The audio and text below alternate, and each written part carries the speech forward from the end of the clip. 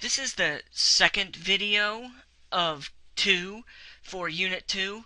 In this second one, we're going to talk about constructing meaning, which is in Chapter 8. Everything that we design has meaning, so we need to spend some time looking at that. And why does meaning matter in design? In the second paragraph of Chapter 8, there's a pretty good explanation of why meaning matters. Specific to just art and graphic design, the author says that at a professional level, art and graphic design projects are done in order to communicate ideas and express emotions.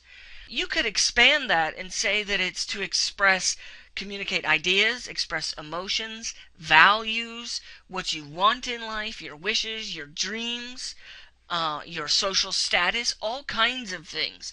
Everything we design has some sort of meaning. This, I think, is a very, very powerful, very simple design.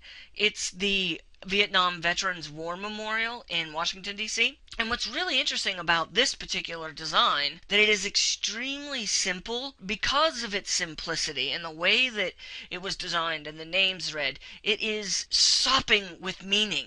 What it means to lose somebody. All of these kinds of things that are expressed in this very simple design. It was designed by an architect slash artist, Maya Lin.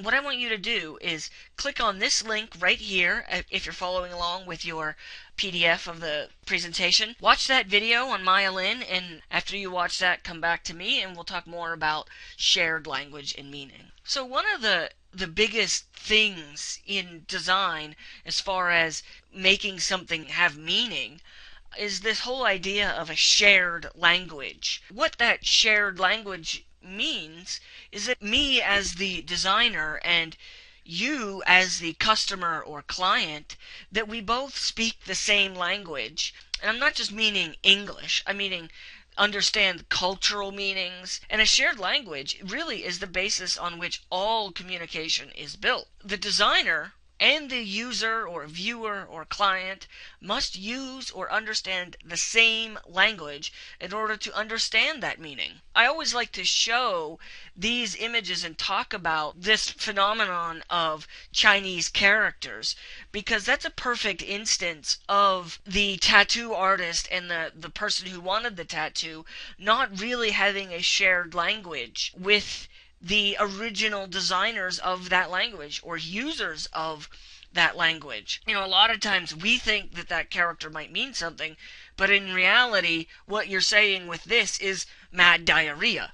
I'm not really sure that anyone would want a tattoo that says mad diarrhea. And I happen to find this image. It's not just us. In China, they're apparently now doing the same thing with getting English words tattooed on them that don't necessarily mean what they think it means. Value. I'm not sure that's what she intended for that to mean. To talk about this a little bit more, one of the issues that arise in design is that words that we use to design or to explain our designs are often vague or nondescript, meaning they don't really mean much. Take, for instance, the words small, big, little, very, fast. Those really don't mean much. Small could mean something 3 inches tall or something 300 feet tall. It's all relative. Big is the exact same thing. Little, very. What does very mean? It's very attractive. Well, what does that mean? So I like to spend some time looking at 3 different words that are commonly used design words: high class, organic, and modern. A high class, it could mean a whole lot of things, depending on the scenario. High class could be of superior quality or first class, meaning that it is really nice materials, perhaps, really good construction. Who knows what it could mean? High class could also be of very good quality or superior. Good quality relative to what? You might say that shirts that you buy at Target are of good quality compared to those at Walmart. They're not of the same quality as compared to something you might buy at a really high-end retailer. High class also could mean belonging to or associated with or exhibiting the characteristics of an upper social class. So high class could mean someone that's rich. Or it could mean any number of things. Like you look at this BMW car right here.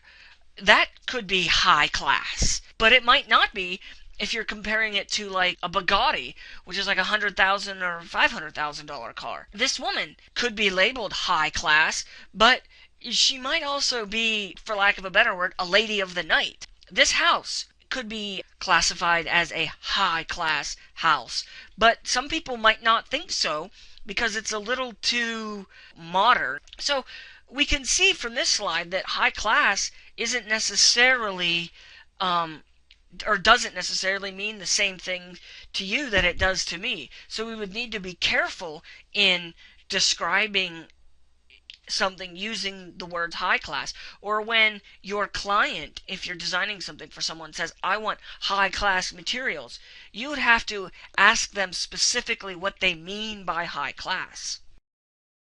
Another word that people use all the time is organic. And that word has so many meanings that a lot of times it doesn't really mean anything unless you are very specific about it.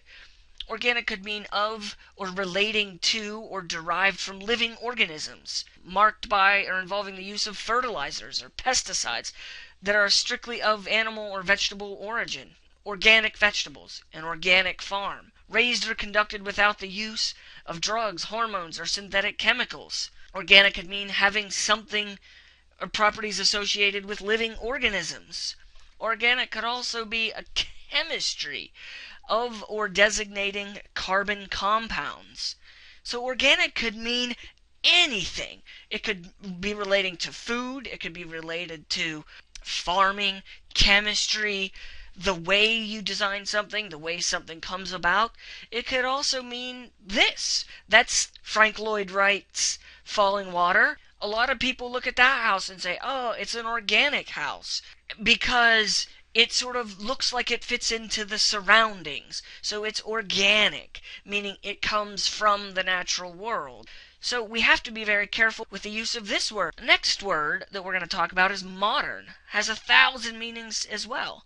Modern is of or pertaining to present, recent time, not ancient or remote. So modern city life, meaning right now. It could be a specific contemporary styles that reject traditionally accepted forms. So we look at some images, modern. It's a TV show, The Modern Family, meaning that it is of this time. It's a family for now. You could look at this image and say that that is modern, meaning that it is not old. It's using clean lines, things that are contemporary.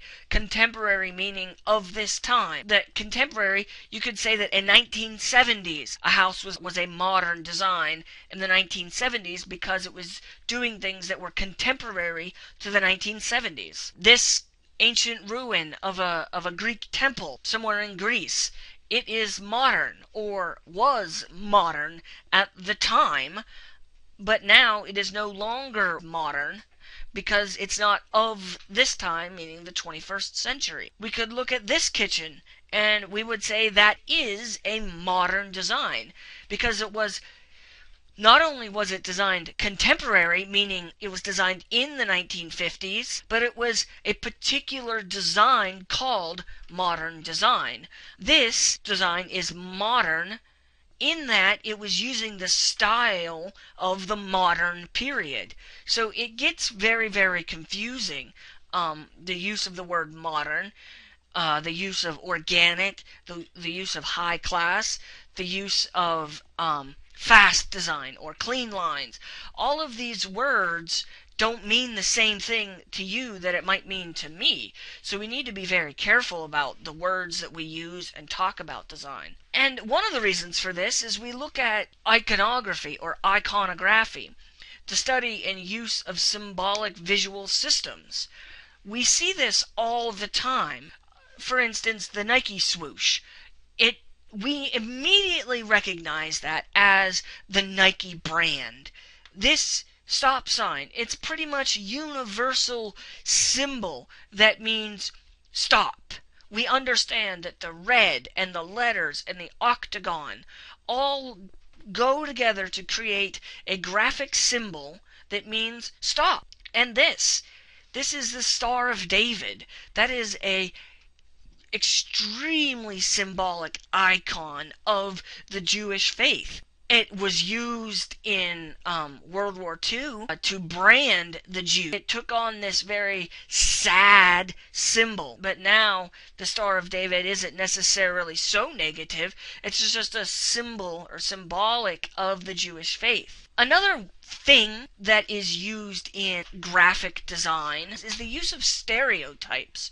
Now, we're not talking about negative stereotypes. A stereotype is a fixed generalization based on a preconception. So it's the idea that we already have fixed in our minds what something means. For instance, this symbol right here, we already know that in our culture, this means man because men always wear pants and a shirt. This one, on the other hand, always means woman because a woman always wears a skirt or a dress. So when we see these symbols, that stereotype of how women dress and how men dress is summed up to mean this is the men's room and this is the women's room. That only applies in our culture. In other parts of the world, this might be confused because there are some cultures in the world where men wear something that looks sort of similar to this. This idea of stereotype is not negative. It's just is based on a preconception based on cultural meaning. Another thing that we want to look at in terms of meaning is this idea of cliche. It's an overused expression or predictable treatment of an idea. So if you want something to look a certain way or to feel a certain way, you could fall back on preconceived, predictable treatments of something. I want my kitchen to look high class. Again, we don't really know what that means, but we can look at, say, this kitchen. I want my kitchen to be high class. So that means these granite countertops and stainless steel appliances and these really decorative motifs. That is an overused expression to mean high class. Because it's overused and it's predictable, it doesn't have the same meaning that people who aren't necessarily in that same high class bracket can now own this, and it no longer necessarily means the same thing that it did. The last thing that is really important in meaning is this whole idea of context. When you design something, it always has some sort of cultural meaning. When you design that kitchen in the US, that means high class. But if you put that kitchen in an Italian kitchen, that doesn't relate to high class and Italian culture. Context. It's the cultural and historical setting or context in which you are designing will determine if that meaning is understood. So I put these two pictures in here because interesting explanation of this word context. Look at Winston Churchill and this is George Bush. They are both using the same symbol, which is the V for victory, which now means the peace sign. George Bush is basically thinking that he's saying peace, but what he's actually saying is F you. Unintentionally, to working class people in the United Kingdom, Australia, parts of Europe, when you put the peace sign and you put your hand facing out, that means F you. So again, that goes back to the idea of shared language. He's not understanding what that means in that culture. We always have to remember that everything that we design that has symbols have meaning. They are all culturally based. We can use stereotypes to create this meaning. Meaning is incredibly important in whether or not our design is understood and whether or not it is successful. So remember, you have to watch the third video that I have in Unit 2